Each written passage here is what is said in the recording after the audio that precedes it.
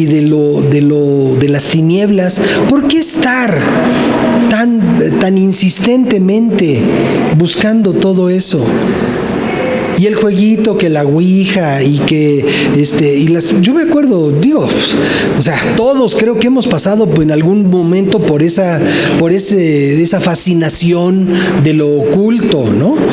Yo me acuerdo cuando estaba yo en prepa todavía, teníamos unos amigos allá por el rumbo donde yo vivía, y me acuerdo que un día nos pusimos a platicar de esas cosas de que, ay no, y yo supe de un caso que, de eso que no te consta nada, pero que sabes de alguna situación así, ahí a la distancia, no, sí, que pasó y que esto, y no hombre, y de repente que salió, y estábamos platicando en la puerta de la casa de una amiga, una vecina, éramos 3 muchachos y la vecina, ahí en la puerta de su casa, no entrábamos porque no tenía permiso, no salía porque no tenía permiso, entonces platicábamos en la puerta. Entonces estamos platicando ahí, nosotros llegamos en la tarde, pero pues nos quedamos platicando ahí por horas, y de repente ya se empezó a hacer oscuro y no sé qué, y nosotros platicando de espantos y de muertos y de que se apareció y que se oyó y que el ruido y que no sé qué. Ya cuando la muchacha se hartó de nosotros y de nuestra plática, dice, bueno, pues ahí nos vemos, bye. Así, en el momento en el que cerró la puerta, los 3 salimos corriendo despavoridos, porque teníamos un miedo tremendo de todo lo que habíamos estado platicando.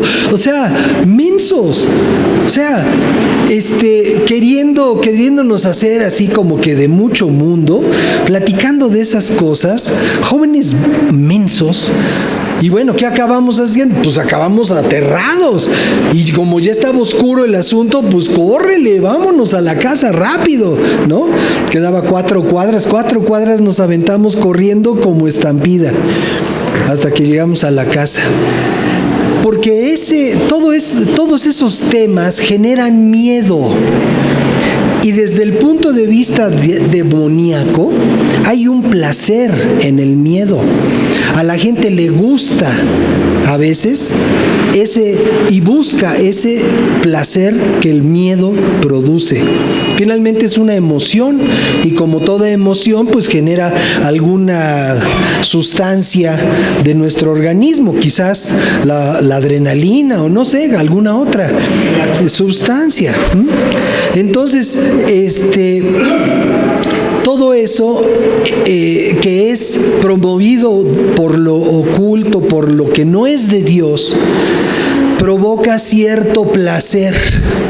Entonces, vean los museos, ¿no? O sea, los museos de cera, por ejemplo. Todos los museos de cera tienen una sección dedicada a lo oculto, a las cadenas, a los fantasmas, a los personajes horribles, al Frankenstein y a todos ellos. Y bueno, todos los que hayan venido después. Ahorita ya de haber alguna dedicada al Joker, ¿no? Todo eso con un afán así como que la gente disfrute el miedo, que de repente se abre una puerta y te sale una cosa espantosa, ¡ay! Te saca de onda, y todo parte del recorrido. ¡Ay, qué divertido! O sea, todo eso es una manera de manipularnos. ¿Para qué? Pues porque el enemigo quiere tomar dominio sobre nuestra vida, y si nosotros le damos entrada a eso como diversión, al ratito eso no va a ser un motivo de alerta para nosotros. Y entonces vamos a ver lo oculto, vamos a ver lo demoníaco, todo lo que Dios nos está describiendo aquí, lo vamos a ver como algo que no es tan malo. Pues, ¿qué tiene? Ay, una brujita, pues, total, ¿no? Entonces todo eso le vamos a dar entrada, y entonces el enemigo feliz de la vida. Hay niños que han crecido al lado de sus papás viendo películas de terror. No sé si sepan de algún caso, yo sé de varios. El asunto es que está el niño ahí aterrado con el papá, y el papá feliz de la vida viendo la película de terror, ¿no? Y el escuincle ahí que no puede dormir luego, porque empieza a soñar todas esas cosas. Y entonces, ay, no tengas miedo, ¿por qué? Vete a tu cama. Y el chamaco no quiere estar solo, no quiere apagar la luz. ¿Todo por qué? Pues porque sus papás, el papá o la mamá o los dos, lo están introduciendo a un ámbito que Dios nos está prohibiendo. Que Dios nos dice, no te metas por ahí no es el asunto.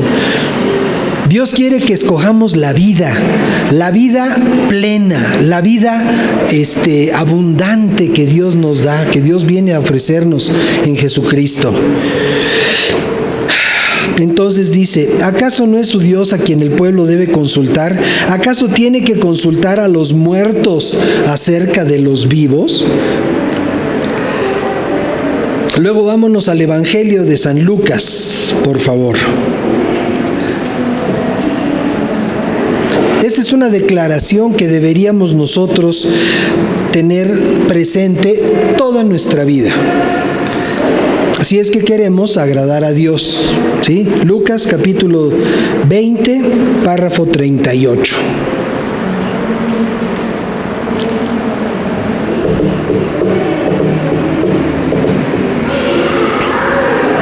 Es una declaración contundente. Dice, porque Dios no es Dios de muertos, sino de vivos. Y podemos ver ahí el capítulo 20 para ver de qué se trató ese argumento. Vamos a leerlo desde atrás.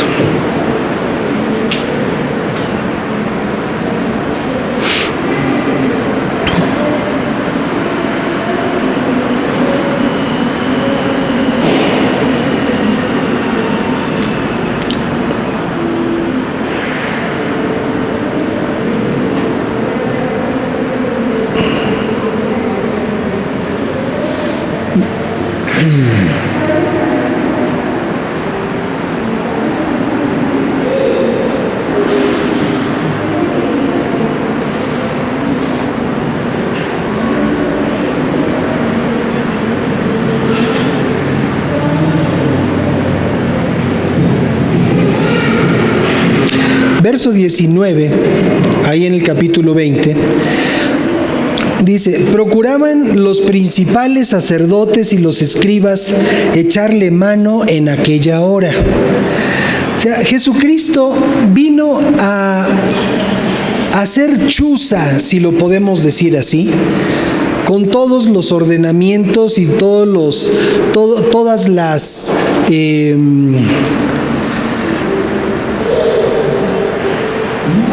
costumbres religiosas. Jesucristo no venía en contra de lo que Dios estableció y que Dios le dio a Moisés. De hecho, Jesucristo fue el único que pudo cumplir la ley. Y por eso es que nosotros fuimos justificados por la fe en Jesucristo.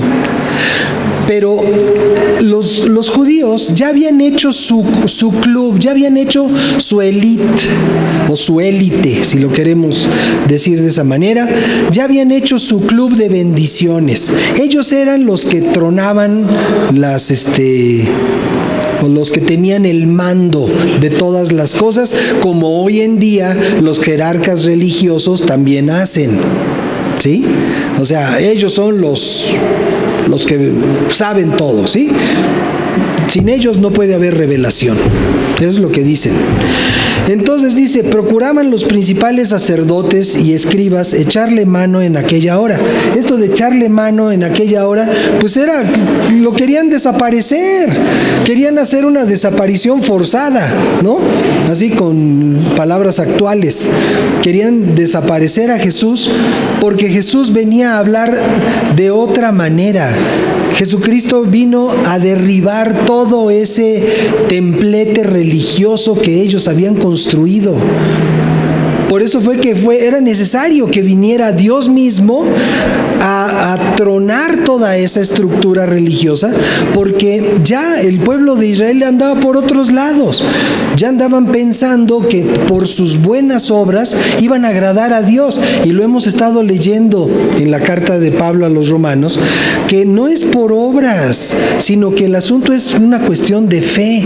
Lo que Dios quiere es gente de fe, que se mueva por la fe, no que pretenda impresionarlo por ser muy buenos o por hacer esto o por hacer lo otro.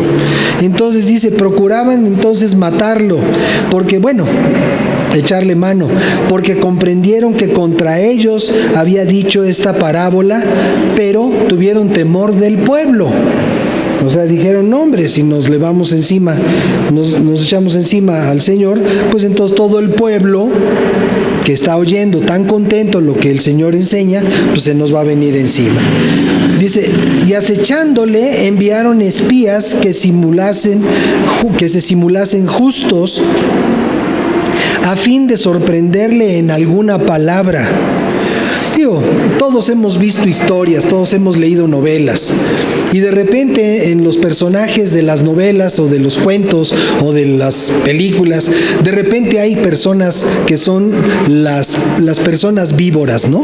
Las personas chismosas, las personas que tratan de destruir a alguien con sus calumnias, con sus mentiras, en fin, gente mala, ¿no? Siempre hay un villano en cualquier historia. Entonces ellos querían que se colaran entre los discípulos de Jesús una serie de gentes que estuvieran dispuestos a difamar al Señor, diciendo que había hecho tal o cual cosa para poderlo acusar y para poder deshacerse de él. Eso es lo que querían ellos. Pero imagínense la condición, o sea, la Escritura nos está enseñando que los que estaban haciendo esa campaña, ese complot, ¿no?, en contra del Señor, no eran los de la mafia de su tiempo, eran los religiosos. Y eso nos deja ver la condición espiritual, la condición del corazón de los religiosos, que mientras más religiosa es una gente, más fácilmente el enemigo puede estar moviendo su vida. Porque si soy suficientemente religioso, no necesito a Dios, no necesito la gracia. Con lo que yo haga es suficiente. Puedo ser muy religioso, puedo cumplir con todos los ordenamientos, puedo guardar mis fiestas solemnes, puedo hacer esto, hacer lo otro, todo lo que me diga la ley que haga, yo lo puedo hacer. Pero entonces yo tengo dominio y no necesito a Dios para nada. Ese es el problema de los religiosos.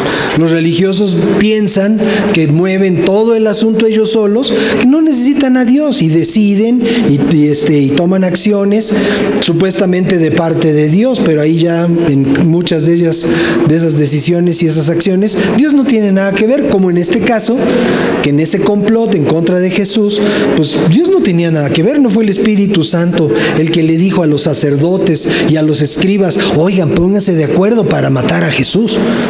El Espíritu Santo no les aconsejó eso. ¿Quién se los aconsejó?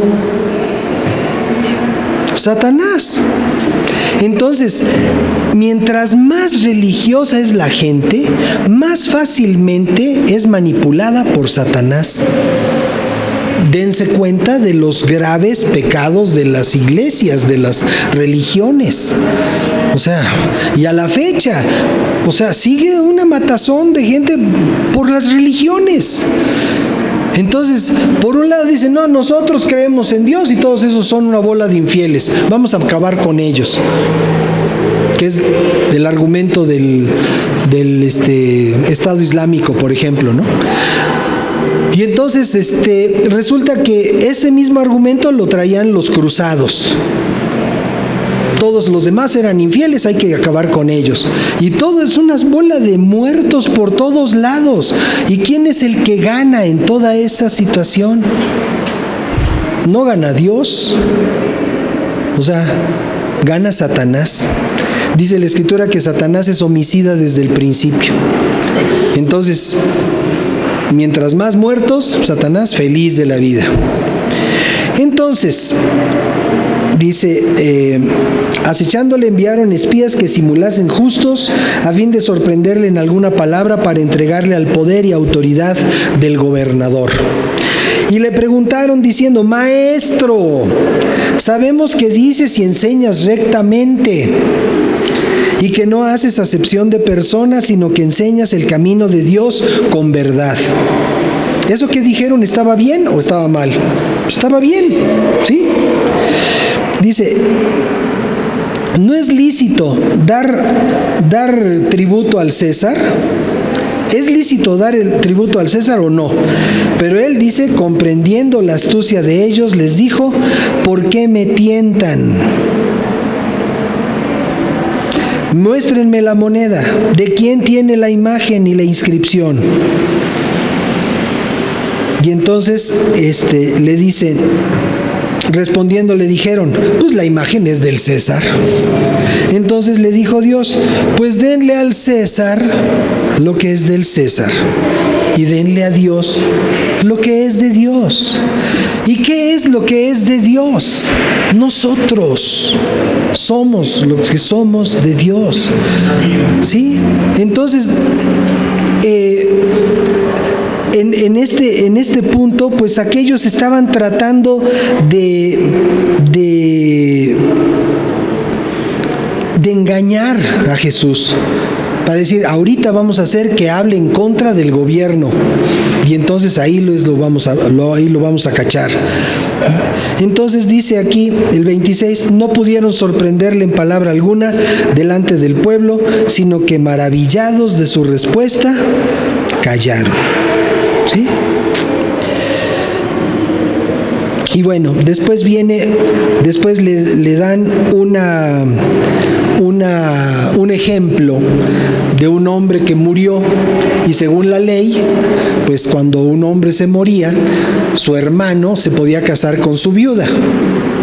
Y entonces le ponen ahí la historia de un hombre que muere y el hermano se casa con la viuda, pero el segundo hermano también se muere, y entonces viene el tercer hermano y se casa con la viuda.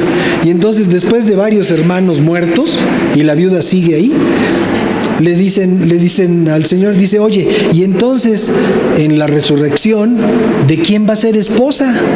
Porque pues ya estuvo con los cuatro hermanos, ¿no? Sí. Y entonces le dice, a ver, ¿dónde dice?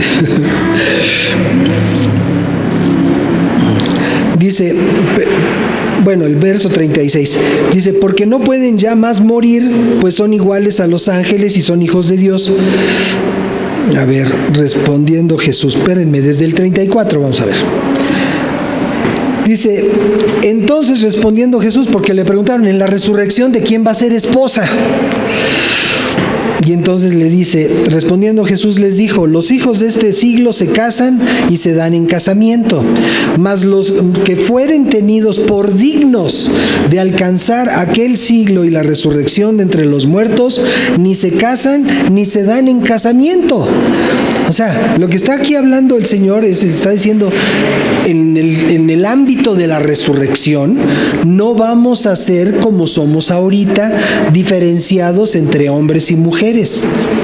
O sea, en la resurrección no va a haber club de Toby. O sea, no va a haber. O sea, no vamos a ser seres con esta diferencia que tenemos hoy en día en nuestra vida terrenal. No la va a haber, sino que todos vamos a ser a la imagen de Cristo. Y entonces dice aquí, los que fueren tenidos por dignos de alcanzar aquel siglo, verso 35, y la resurrección de entre los muertos, ni se casan ni se dan en casamiento, porque no pueden ya más morir, pues son iguales a los ángeles y son hijos de Dios, al ser hijos de la resurrección. Pero en cuanto a que los muertos han de resucitar, aún Moisés lo enseñó en el pasaje de la zarza, cuando llama al Señor Dios de Abraham, Dios de Isaac y Dios de Jacob, o sea, el Dios de las generaciones. Porque Dios, y esta declaración es tremenda y tiene que ver con nuestro tema, dice, porque Dios, ¿qué dice? Dios no es Dios de muertos, sino de vivos, pues para Él todos viven. ¿Sí? Entonces, si queremos nosotros estar celebrando la muerte y todo ese ambiente terrible, estamos nosotros apartándonos de los principios y de lo que Dios nos guía para tener y para entender. Dios es Dios de vivos. ¿Sí? Y eso pues necesitamos tenerlo presente. ¿Por qué? Porque nosotros como parte de la sociedad podemos estar siendo influenciados, podemos estar siendo convocados para que celebremos y para que participemos en todas esas cosas que hace la gente. Pero Dios es Dios de vivos, no tenemos por qué estar participando en eso. Ahora, tampoco digo que vayamos y condenemos a todos los que lo hacen, porque lo hacen por ignorantes, porque no conocen. Y por eso es que el Señor quiere que nosotros, su iglesia, prediquemos la palabra. Porque por el conocimiento de la palabra, nosotros podemos vivir libres de participar y de generar ese tipo de situaciones. De otra manera, o sea, ¿cómo voy a saber que a Dios le disgusta si nadie me lo dice? ¿Cómo voy a saber lo que opina Dios si jamás he leído una Biblia? ¿Cómo lo voy a entender? ¿Cómo lo voy a saber? Pues para eso estamos nosotros, la iglesia. Nosotros los que conocemos a Cristo, nosotros los que vamos aprendiendo, y no porque ya no sepamos todo, pero lo que hemos aprendido es bueno y es útil para poder hablar a los demás y que aprendan y que entiendan que Dios no es Dios de muertos, sino Dios de vivos. El saber nos hará libres. Dice, conocerás la verdad y la verdad te hará libre. Ok, bueno, vamos a terminar. Vamos a ver Romanos capítulo 6, verso 13, esto lo leímos hace poco. Romanos capítulo 6, verso 13. Ya con concluimos nuestro comentario.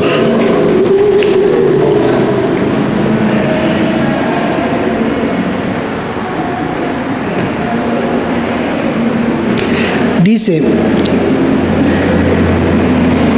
en el párrafo 13, por favor.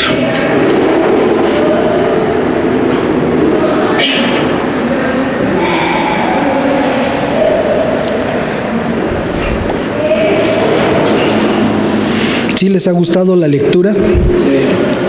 Ha sido una bendición, ¿verdad? A mí me ha bendecido enormemente. Bueno, dice el párrafo 13, tampoco presenten sus miembros al pecado como instrumentos de iniquidad, sino preséntense ustedes mismos a Dios. Y fíjense qué frase, ¿no? Preséntense ustedes mismos a Dios como vivos de entre los muertos, y presenten sus miembros a Dios como instrumentos de justicia. Entonces, ¿qué es lo que nos corresponde a nosotros, los que conocemos al Señor, los que conocemos y creemos en Cristo? Pues esto es lo que corresponde. ¿Se acuerdan que decía, pongo ante ti la vida y la bendición y la muerte y la maldición? O sea, el pecado nos lleva